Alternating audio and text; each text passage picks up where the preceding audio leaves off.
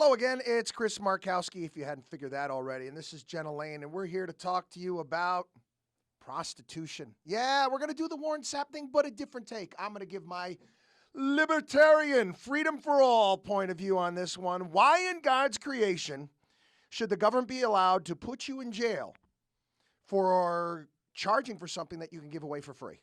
Jenna, answer that question. Well, they didn't arrest the prostitutes, at least not that we know of, or the women that were solicited. I don't want to throw labels out there because he could have propositioned them and maybe they declined his advances. But assaulting them is not the answer, of course, with that, which he was also charged with assaulting. Let's take that whole. I just want to talk about prostitution in general. Forget about Warren Sapp because we don't know. That's all hearsay. He said, she said, hearsay, whatever it may be. We don't know what happened there.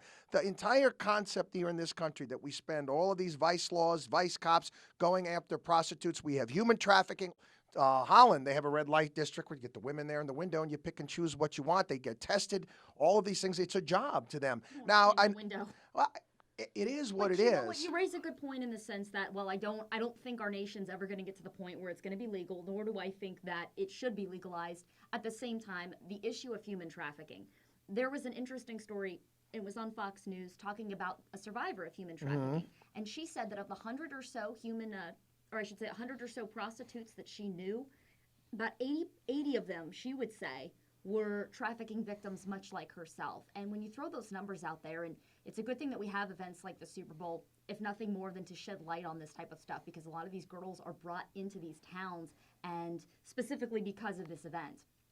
Major events, it happens all the time, whether it be the Olympics, the Super Bowl, it's big business. And, you certainly don't want to encourage that by contributing to this industry, but it does raise the point in the sense that if it was legal, it would be a lot more heavily regulated in as far as STDs, making sure that people are tested, and also see all the problems I'm eliminating with my libertarian ideals. Well, what does that say about our country's values if we go to that point? What they call it, the world's oldest profession for a reason. Okay, it is what it is. It is the world's oldest profession. We could, talk about morals, whatever it may be. It's been around for a long period of time and ain't going away.